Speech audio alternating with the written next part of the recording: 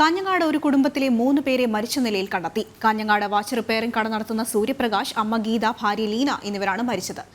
ദിസ്ന സുരേഷ് ഉണ്ട് കൂടുതൽ വിശദാംശങ്ങളുമായി. ദിസ്ന, ഈ വാർത്തയുമായി ബന്ധപ്പെട്ട മറ്റു വിശദാംശങ്ങൾ. കാഞ്ഞങ്ങാട് ആവിക്കര റെയിൽവേ മുത്തപ്പൻ മടപ്പുരയ്ക്ക് സമീപത്തെ ക്വാർട്ടേഴ്സിലാണ് ഒരു കുടുംബത്തിലെ 3 പേർ മരിച്ച നിലയിൽ കാണപ്പെട്ടത്. കാഞ്ഞങ്ങാട് വാച്ച് റിപ്പയറിംഗ് കട നടത്തുന്ന സൂര്യപ്രകാശ്, അമ്മ ഗീത, ഭാര്യ ലീന എന്നിവരാണ് മരിച്ചത്. അമ്മയെയും ഭാര്യയെയും വിഷം കൊടുത്തു കൊന്ന ശേഷം സൂര്യപ്രകാശ് തൂങ്ങി മരിച്ചെന്നാണ് പ്രാഥമിക നിഗമനം. റെയിൽവേ സ്റ്റേഷന് പിറകുവശമാണ് ഇവരുടെ വീട് വരുന്നത്. ഈ ക്വാർട്ടേഴ്സിലാണ് മൃതദേഹങ്ങൾ കണ്ടത്. ആത്മഹത്യയാണെന്നാണ് പ്രാഥമിക നിഗമനം. സൂര്യപ്രകാശിന്റെയും ഗീതയുടെയും മക്കൾ സ്ഥലത്തുണ്ടായിരുന്നില്ല. മകൻ അജയ് ജോലി ആവശ്യത്തിനായി എറണാകുളത്താണ്.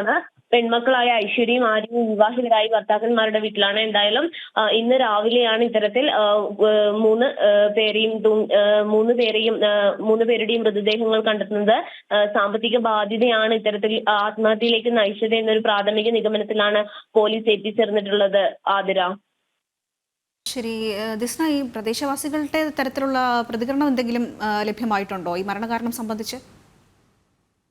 സാമ്പത്തികമായി ബാധ്യതകൾ ഉണ്ടായിരുന്നു എന്നാണ് പ്രദേശവാസികളും വ്യക്തമാക്കുന്നത്. മറ്റൊരു രീതിയിലുള്ള പ്രശ്നങ്ങളും ഈ കുടുംബത്തിൽ ഉണ്ടായിരുന്നില്ലെന്നും പ്രദേശവാസികൾ വ്യക്തമാക്കുന്നുണ്ട്. കാരണം ജോലിയുണ്ട്, മകൻ ജോലി ആവശ്യാർത്ഥം പുറത്താണ്. പിന്നെ 2 പെൺകുട്ടികളാണ് ഇവർക്കുള്ളത്. ഇവരുടെ വിവാഹവും കഴിഞ്ഞിരുന്നു. നല്ല രീതിയിൽ ജീവിക്കുന്ന ഒരു കുടുംബം തന്നെയാണെന്നാണ് പ്രദേശവാസികൾ വ്യക്തമാക്കുന്നത്. ചില സാമ്പത്തിക ബാധ്യതകൾ ഇദ്ദേഹത്തിന് ഉണ്ടായിരുന്നുവെന്ന് പ്രദേശവാസികളിൽ ചിലർ വ്യക്തമാക്കുന്നുണ്ട്. ആതിര.